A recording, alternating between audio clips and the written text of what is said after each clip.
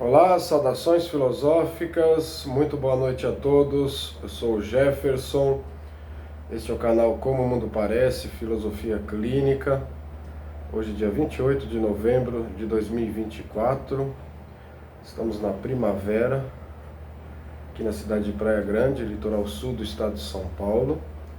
Vamos dar prosseguimento aos nossos estudos sobre a obra Como o Mundo Parece, Filosofia Clínica. Hoje estudaremos o capítulo 20. Vamos adentrar os exames de categorias. Estudaremos hoje a categoria assunto, imediato e último. Neste momento, uma garoa aqui na Praia Grande. Há pouco choveu, uma chuva forte. Tivemos um dia quente que se prolongou aí até o final da tarde. Embora esteja chovendo, ainda está calor. Trouxe meu café aqui, que não pode faltar nos nossos estudos. E vamos à categoria imediato, assunto imediato e último, que é o tema de hoje. Vamos lá, capítulo 20, categoria assunto imediato, último. Abre aspas, assunto imediato. É uma das categorias dos exames categoriais. Refere-se à questão inicial que leva o partilhante à terapia. Pode ser uma queixa, um sofrimento, uma mudança próxima, um objetivo profissional, um relacionamento amoroso ou qualquer outro assunto que tenha força para levar a pessoa à terapia. Esse é o assunto imediato. O assunto último é a questão fundamental a ser tratada em terapia. Pode coincidir com o assunto imediato ou pode ser diferente dele. Normalmente é o assunto que tem uma questão mais ampla ou mais relevante na estrutura de pensamento, EP. Esse é um dos sentidos do termo autogenia, ou seja, quando o filósofo clínico consegue identificar a qualidade da interseção dos tópicos determinantes de uma EP. Fecha aspas. Esses dois verbetes estão na Revista da Casa da Filosofia Clínica, edição 8, a edição do Dicionário de Filosofia Clínica, Porto Alegre, produzida na estação de outono do presente ano, 2024, página 16. Então, o que é o assunto imediato? É uma das categorias dos exames categoriais. É geralmente a primeira ali que aparece, quando se vai estudar os exames categoriais. Diz respeito à questão inicial que é trazida pelo partilhante, ou as questões iniciais, que são levadas para a terapia. E aí tem alguns exemplos aqui, Pode ser uma queixa, um sofrimento, uma mudança próxima, algo que incomoda, o partilhante, um objetivo profissional, que aí pode ter uma busca por detrás, um relacionamento amoroso, precisa ser estudado, para ver o que está pegando ali. Quais os tópicos ali que estão em choque ou estão em conflito, ou qualquer outro tipo de assunto que tenha força para levar a pessoa à terapia. Tratando-se do assunto último, essa é a questão fundamental a ser tratada na terapia. É como se fosse a infecção, O assunto imediato é a febre. Os dois podem coincidirem, mas não necessariamente. Um pode ser diferente do outro. É um assunto aí que traz uma questão mais ampla, porque tem a ver com as propriedades estruturais, que são os tópicos que formam ali padrões autogênicos. Então, geralmente é ali que está pegando a coisa, É também um dos sentidos do termo autogenia, o assunto último, quer dizer, o assunto último ele decorre ali de um padrão autogênico que está ali perturbado, está em choque, Há um certo incômodo ali naquela formação. O filósofo clínico, quando ele consegue identificar a qualidade de interseção dos tópicos determinantes de uma EP, muitas vezes ele consegue se aproximar aí do assunto último. Vamos dar prosseguimento. Assunto imediato último é a primeira das 5 categorias dos exames categoriais. Todavia, devemos ter em mente que não há uma hierarquia prévia estabelecida. entre essas categorias. No entanto, conforme são preenchidas pelos conteúdos trazidos pelo partilhante, assumem uma ordem. Algumas delas serão determinantes, outras importantes, e teremos as irrelevantes. Então, assunto imediato e o último, né, que eles vêm junto, são uma das 5 categorias dos exames categoriais, né, a primeira que aparece aí para ser estudada. Isso não quer dizer que haja uma hierarquia entre essas categorias. A hierarquia vai surgir com o conteúdo do partilhante. Por exemplo, o tópico lugar pode ser prioritário para aquele partilhante e o tópico tempo nem tanto, né? Que nós vamos estudar todos eles. Quer dizer que eles não assumem uma ordem aí, é apenas didaticamente, pedagogicamente para a gente estudar. Isso vai ser ditado pelo partilhante, né? Como funciona para ele, ok? Isso não quer dizer, né, que uma é mais importante que a outra, conforme, né, as formações ali, se existir ali algo que está perturbando o indivíduo, muitas vezes aí vai ser algo determinante, que muitas vezes paralisa a vida, inviabiliza a vida do partilhante. Pode ser importante, mas dá um abalo ali, mas o partilhante consegue prosseguir ali com a sua vida com razoável fluidez. E tem os assuntos irrelevantes ali, que eles não tocam na estrutura de pensamento, né? Então, conforme os assuntos são trazidos pelo partilhante, os tópicos, as categorias vão sendo preenchidas, e aí a gente vai entender se é determinante, importante ou irrelevante a participação das categorias em prováveis padrões autogênicos. Para dizermos que uma ou mais categorias são determinantes, estas devem estar associadas aos tópicos e submodos predominantes, de modo a formarem um padrão autogênico. Essa configuração, quando afetada, inviabiliza a existência do partilhante.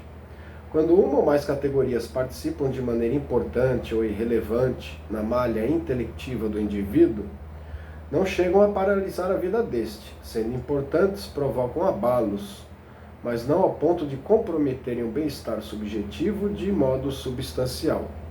Na qualidade de irrelevante, passam quase despercebidas. Então vamos lá, né? Para dizermos que uma categoria é determinante, nós temos que estudar ali o partilhante, né? Ver o que ele traz.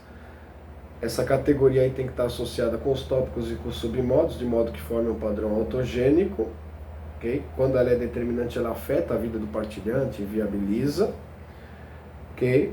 Quando uma ou mais categorias participam de maneira importante ou irrelevante, provoca alguns abalos, ou o partilhante nem sente, né, aquela participação da categoria, não paralisa, né, não inviabiliza a vida dessa pessoa, mas quando são importantes, provocam, como eu disse, alguns abalos, mas não comprometem o bem-estar subjetivo. Agora, quando são, né, irrelevantes, passam quase desapercebidas. Então, aqui resumindo, né, quando não são determinantes, né, essas associações com alguns tópicos, categorias e submodos, ok? Quando não são relevantes, nós vamos ter as irrelevantes e as importantes. As irrelevantes nem mexem com o indivíduo, as importantes provocam abalo, e as determinantes muitas vezes inviabilizam, né, a vida do partilhante ou da pessoa. Vamos seguir. O assunto imediato ou queixa inicial costuma levar a pessoa a buscar a terapia com o filósofo clínico. Tem como característica insatisfações, reclamações, dores, possibilidades de alterações indesejadas, buscas pessoais e profissionais, conflitos de relacionamento, etc. Temos nesses exemplos algumas das possibilidades de ocorrências possíveis que traduzem as mesmas elencadas no verbete, disparador do nosso estudo. Contudo, Fernando Foutor, ao escrever sobre o assunto, nos mostra que os assuntos imediatos podem ser mais de um durante a clínica. Pode ser também positivo no sentido de não carregarem sofrimentos de grande monta. Então, o assunto imediato ou a queixa inicial, né, costuma levar a pessoa a buscar a terapia, geralmente reclamando, insatisfeito, vislumbrando possibilidades de alterações indesejadas na sua vida, né? Questionando aí buscas pessoais e profissionais que muitas vezes não se realizam, conflitos de relacionamento, e essas são algumas possibilidades. Fernando Fontoura vai trazer o outro lado, né? Quando esse assunto imediato aí tem algo de positivo. Abre aspas. Assunto é o mesmo que questão, tema, demanda. Imediato significa que um tema ou questão importante e urgente a ponto de fazer a pessoa procurar uma terapia. Assunto imediato é então a questão urgente ou importante que tem a força de levar alguém a procurar uma ajuda terapêutica, mas não significa que este assunto imediato seja um problema no sentido de algo ruim. Obviamente que pode ser assim também, como a morte de alguém, uma doença grave, um rompimento amoroso, de trabalho, etc. Que são assuntos imediatos que carregam em si uma dor, um sofrimento, um desgosto, uma aflição. Mas existem assuntos imediatos que, apesar de serem importantes, urgentes, incômodos, difíceis, não carregam um teor de sofrimento tão importante. Por exemplo, o nascimento de um filho, uma promoção no trabalho, uma oportunidade de mudança de lugar ou até país, um novo relacionamento, etc. Fecha aspas. Isso quem disse foi Fernando Fontoura, em Exames Categoriais de Filosofia Clínica, Fundamentos Filosóficos e Prática, Málaga, Espanha, edição do próprio autor, neste ano, 2024, página 9 e 10. Então ele diz ali que o assunto ou queixa inicial geralmente é um tema, uma demanda, ok? Uma questão imediata, quando nós tratamos aí do assunto imediato, uma questão importante, urgente, né, que leva a pessoa à terapia. Então, resumindo, assunto imediato, então a questão urgente ou importante, que tem a força de levar alguém a procurar uma ajuda terapêutica, mas não significa que esse assunto imediato seja um problema no sentido de algo ruim. E ele vai dar exemplos tanto dos ruins como dos positivos, né? Entre os ruins, ele fala da doença grave, rompimento amoroso de trabalho, que trazem dor, sofrimento, desgosto. Mas existem os assuntos imediatos positivos, ok? Nascimento de um filho, uma promoção no trabalho, uma oportunidade de mudar de lugar ou de país, um novo relacionamento, ok? Então, não ficar só naquela questão de que se busca terapia só para resolver problemas dolorosos, né, ruins. Se busca também para potencializar o bem-estar subjetivo e as questões positivas. Fontoura apontou ao filósofo clínico, e podemos acrescentar que a instrução também é de grande valia para as pessoas, as quais não se aproximaram da filosofia clínica para serem pesquisadoras, dar consultoria ou mesmo atuarem como terapeutas, mas que estudam a metodologia para aplicarem em seu dia a dia. Nós vamos para uma citação.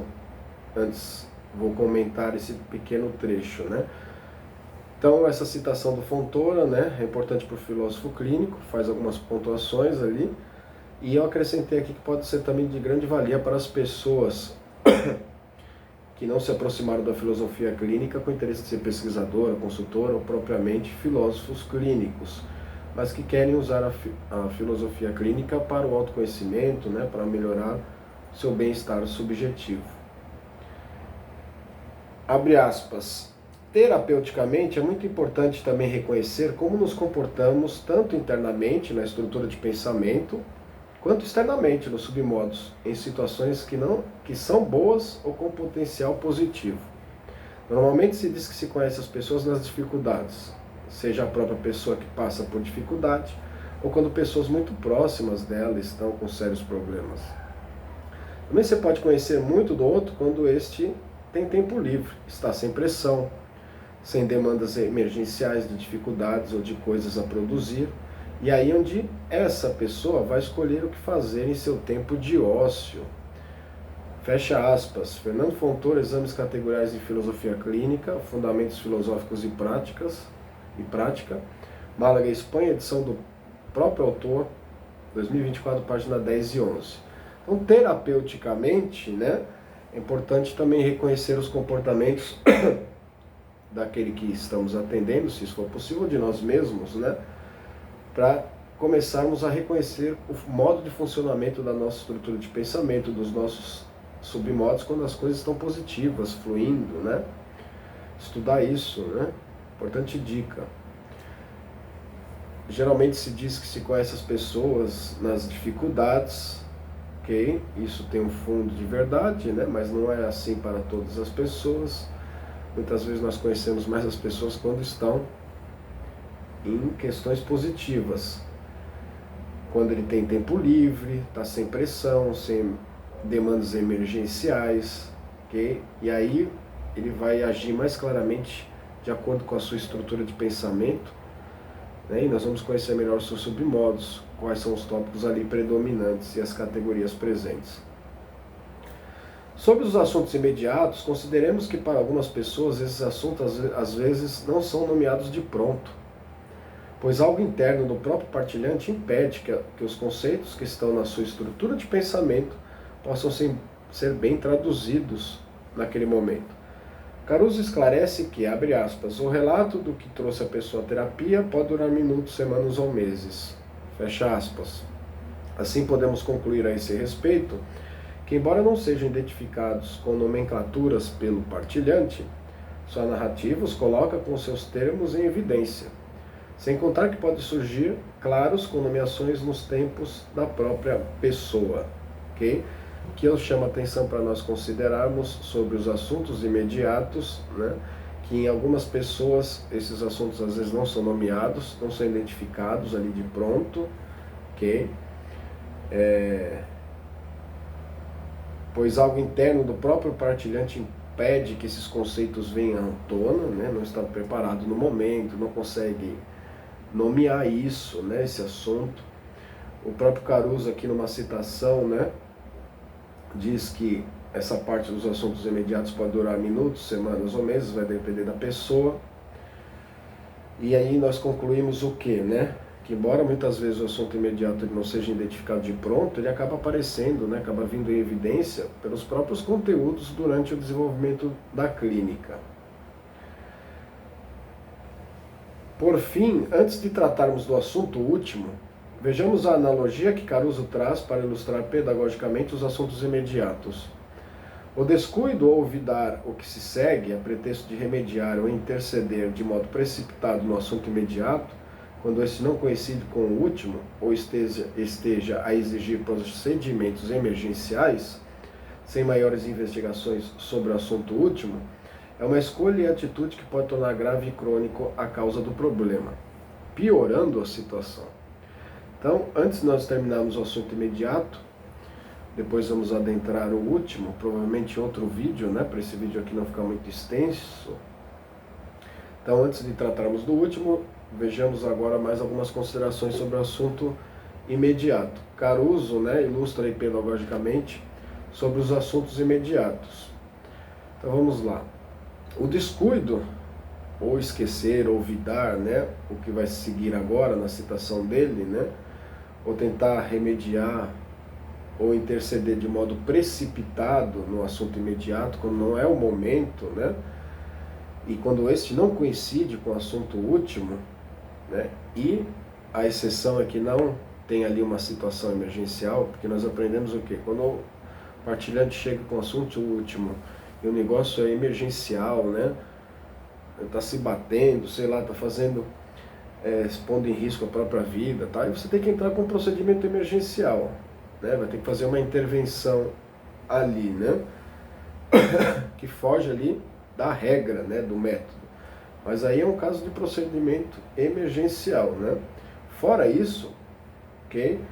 Sem maiores investigações sobre o assunto último, não devemos nos atrever a intervir ali no assunto imediato, porque podemos causar, né, piorar, tornar mais grave, crônico a situação do partilhante. Abre aspas, o assunto imediato é como a febre. Embora o antitérmico possa baixar ou cessar a febre, sua causa pode não ter sido conhecida ao cuidado. Assim, uma infecção viral, uma inflamação, uma reação psicossomática ou quaisquer outras causas podem ser ignoradas após a temperatura baixar. Porém, o que gerou a febre está presente, o aquecimento corporal, que é inclusive uma forma de combatê-lo, pode piorar. Fecha aspas. Dessa vez quem disse foi Miguel Ângelo Caruso, Introdução à Filosofia Clínica, Petrópolis, Rio de Janeiro, Editora Vozes, 2021, página 41. Então, essa analogia é bem trazida aí pelo Caruso, que compara aí o assunto imediato com a febre, o sintoma, né? E o antitérmico aqui, geralmente que abaixa a febre, funcionaria, né, como um procedimento ali, uma intervenção precipitada muitas vezes, que pode ali melhorar a situação do partilhante, mas não curar a infecção, né, não tratar da infecção. Então, a infecção, a inflamação, né, aqui nessa analogia, se assemelha aí ao assunto último, que é investigação ali sobre os padrões ontogênicos da pessoa. Se isso foi ignorado, né, e supostamente ali a temperatura baixar, o assunto imediato ficar mais tranquilo, pode dar uma falsa sensação de que a coisa foi resolvida, e não acontece isso muitas vezes, ok? E muitas vezes, aqui vai um detalhe muito importante, né, a febre causada ali por essa distonância entre os tópicos, ok? Muitas vezes a pessoa achou um jeito de lidar com aquela situação como se fosse com esse assunto imediato ou com essa febre. Então, muitas vezes, por exemplo, vamos colocar um exemplo aqui, a pessoa desenvolve uma depressão, uma ansiedade, muitas vezes para tentar se estruturar de uma outra maneira que não a anterior. E muitas vezes você vai cortar aquele processo sem ter um estudo profundo, né, seguro sobre isso, pode complicar a situação. Acumula e sucedem exemplos dessa natureza na sociedade, mais do que se pensa. Se concretizam mediante as intervenções clínicas prematuras, nos encontros com metodologias e práticas terapêuticas paliativas, nos excessos de prescrição de psicofármacos, etc. Quando na verdade a própria febre, como foi designada na analogia que acabamos de ver, sendo um vice-conceito para múltiplos sintomas, os quais comumente são conhecidos pelas suas tipologias, depressão, ansiedade, síndrome do pânico, seriam as alternativas que o partilhante ou a pessoa encontrou para lidar com suas crises existenciais. Estudaremos mais sobre isso quando tratarmos da estrutura de pensamento dos submodos. Então, se acumulam e se sucedem aí na nossa sociedade exemplos do que nós falamos, das intervenções clínicas prematuras, encontro com metodologias e práticas terapêuticas superficiais, paliativas, no excesso de prescrição de psicofármacos, quando na verdade essa própria febre, nesse assunto imediato, ok? Essa febre aí atua aí como um vice-conceito, que é uma das coisas que nós vamos estudar mais para frente, né? O desenvolvimento dos nossos estudos, o que é o vice-conceito.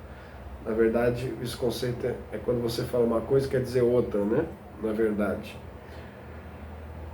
Para múltiplos sintomas pode evoluir, né, essa crise e causar uma confusão ali, né, na situação da clínica. Aí dei exemplos de tipologia, depressão, ansiedade, síndrome do pânico, às vezes foi a maneira da pessoa se desenvolver, né? Usei esses termos porque as pessoas mais conhecem esses termos, né? Que seriam alternativas que o partilhante ou a pessoa encontrou para lidar com as suas crises existenciais. Então, às vezes não compensa, não vale ali interferir no processo, talvez piore a situação. Mas nós vamos nos aprofundar nessas reflexões quando nós estudarmos mais a estrutura de pensamento e os submodos. Teria mais 2 páginas, agora falando sobre o assunto último. Penso que vou fazer 2 vídeos, parte 1 e parte 2, para não ficar muito extenso, já estamos com 24 minutos. O outro levaria para 48, mais ou menos, o tamanho do vídeo. Então ficamos assim, estudamos o assunto imediato. No próximo vídeo estudaremos o assunto último, que ainda é parte desse capítulo. Gostaria de agradecer a todos pelas curtidas, comentários, compartilhamentos, apoio, e que possamos estar aqui sempre estudando, sempre conhecendo mais a filosofia clínica. Desejo a todos uma boa noite, uma boa madrugada, uma boa manhã, uma boa tarde, de acordo com o horário que estão me assistindo. Até a próxima.